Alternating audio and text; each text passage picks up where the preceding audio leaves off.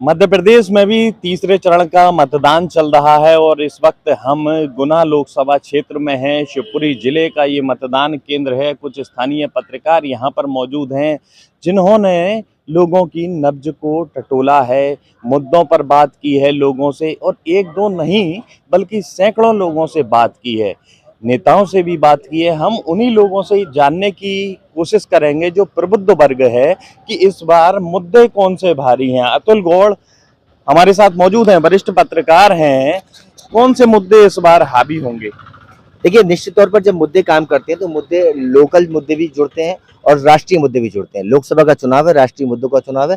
लोग राष्ट्र की सरकार बनाने के प्रति अपना कंसंट्रेट रखते हैं और उसके प्रति अपने मुद्दे जनरेट करते हैं और उन्हीं मुद्दों पर वोट करते हैं। लेकिन खास तौर से अगर हम बात करें तो इलाके में बेरोजगार की समस्या भी कहीं ना कहीं लोगों के सामने है, महंगाई को लेकर भी लोग परेशानी व्यक्त करते हैं। तो दोनों मुद्दे भी जुड़कर चलेंगे, लेकिन कहीं ना कहीं राष्ट्रवादिता और राष्ट्र के प्रति अपने वोट को करने का जो उनका वो है, उसी तरीके से वो वोट करेंगे। और जहां तक जो मुद्दों की बात है, दोनों ही पार्टियों ने अपने अपने मैनिफेस्टो में साफ तौर पर ये बताया है कि हमारे मुद्दे क्या होने वाले हैं, हम देश को किस विजन के साथ आगे ले जाने वाले हैं। और जो मुख्य पार्टी है बीजेपी, उसने भी अपने मैनिफेस्टो के जरिए बताने की कोशिश की है कि हम देश को अपने विजन के साथ में किस दृष्टिकोण के साथ और किस दिशा में आगे ले जाने की कोशिश कर रहे हैं। तो लगातार अगर कांग्रेस और बीजेपी दोनों की बात की जाए तो वो उन्होंने साफ तौर पर अपने मैनिफेस्टो में ये बताने की कोशिश की है कि हम इस आधार पर अपने देश को आगे ले जाने की बात करेंगे। अगर हम गठबंधन की पूरी बात करें तो गठबंधन में भी जो मिश्रण है वो अपनी अपनी आइडियोलॉजी हैं, अलग अलग पार्टियां हैं, उनके अलग अलग वक्तव्य हैं, अलग अलग सोच है, अलग अलग मैनिफेस्टो है। तो इस सारे के सारे मुद्दे अब जनता के बीच में हैं। जनता ने पूरी तरह से इनको पढ़ लिया है और 24 घंटे से ज्यादा का समय जो निर्वाचन आयोग कहीं ना कहीं देता है सौरभ जी, वो यही सोचने के लिए देता है कि जो आपने शोरगुल सुना, अपनी अपनी बातें सुनी, नेताओं ने जो चीख पुकार की और जो आवाजें चारों तरफ से आपके बीच में आई, उन आवाजों को साइलेंट करने के बाद में अब मतदाता डिसाइड करेगा कि वो किन मुद्दों पर वोट करने जा रहा है। तो राष्ट्र हित सर्वोपरि है लोगों के लिए, उसी दृष्टिकोण के साथ मतदान करने के लिए मतदाता आगे आ रहा है। और अगर हम क्षेत्रीय मुद्दों की बात करें तो उसमें महंगाई भी जुड़ती है और बेरोजगारी भी जुड़ती है। मैं कुछ मर्यादाओं में जुड़ा हुआ हूँ और इस समय मतदान भी चल रहा है, तो सीधे तौर पर नहीं कह सकता कि किसकी जीत होगी या किसकी हार होगी, ना ही आप मुझे बताएंगे। लेकिन मैं आपसे अप्रत्यक्ष तौर पर पूछ सकता हूँ कि मंगलसूत्र भारी रहेगा या फिर संविधान और लोकतंत्र भारी रहेगा? देखिए, मैं कोई ज्योतिषी नहीं हूं कि मैं आपको मंगलसूत्र हावी रहेगा ये बता सकूं, लेकिन साफ तौर पर जो संविधान है देश का, वो बहुत मजबूत स्थिति में है और निश्चित तौर पर संविधान हमेशा विजयी है, हमेशा सर्वोपरि है।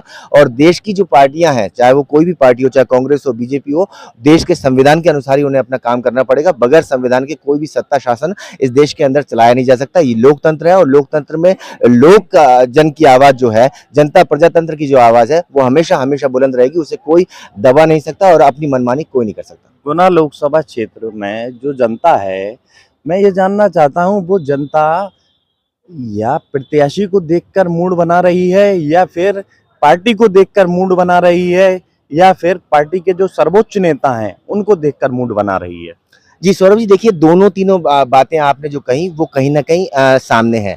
लोगों की नज़र में जो क्षेत्रीय प्रत्याशी हैं, केंद्रीय मंत्री हैं ज्योतिरादित्य सिंधिया, वो भी एक साफ छवि के प्रत्याशी हैं। उनके ऊपर किसी तरह का कोई क्रिमिनल चार्जेस नहीं है, उनके ऊपर कोई भ्रष्टाचार का आरोप नहीं है।